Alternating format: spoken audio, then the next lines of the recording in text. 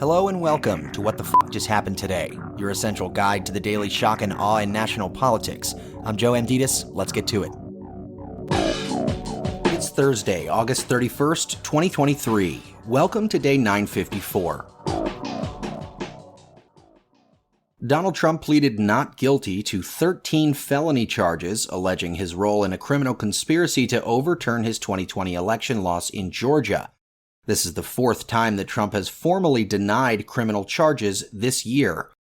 He also waived his right to an in-person arraignment hearing and asked for a judge to sever his case from his co-defendants, who want a speedier trial.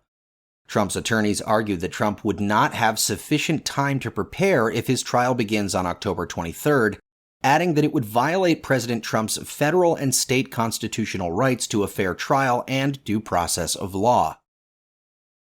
Meanwhile, New York's Attorney General asked a judge for a partial summary judgment against Trump in her $250 million lawsuit, accusing the Trump family and the Trump Organization of fraudulently overvaluing their assets by billions of dollars.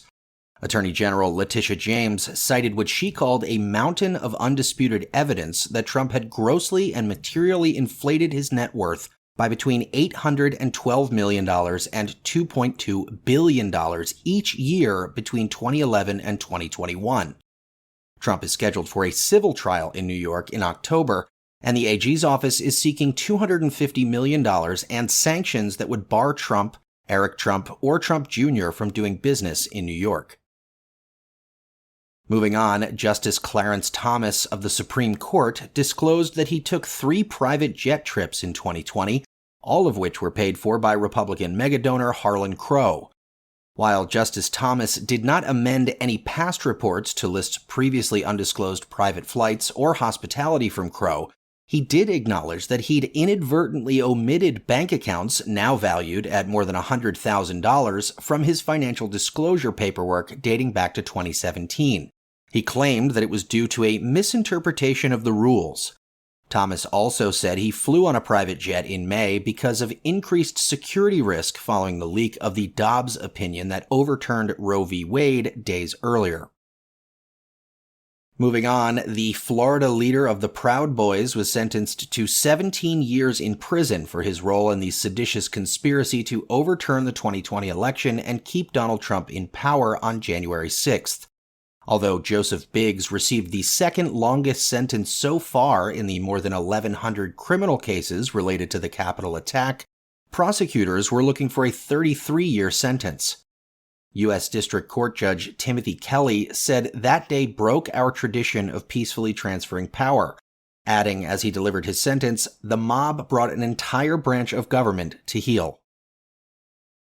And finally, the United States Capitol physician cleared Senator Mitch McConnell to continue his work schedule after he froze for the second time in a matter of weeks.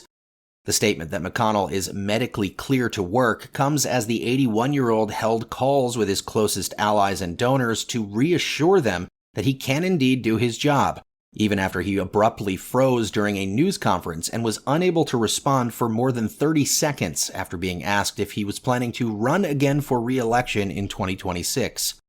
For now, McConnell's potential successors, John Thune, John Barrasso, and John Cornyn, are still backing his leadership, but it takes 5 Republican senators to force a special conference meeting to discuss the matter. That's all for now. You can find the links and sources for all of these stories on the main website. And as always, visit whatthefjusthappenedtoday.com for the latest news and headlines. Until next time, I'm Joe Amditis.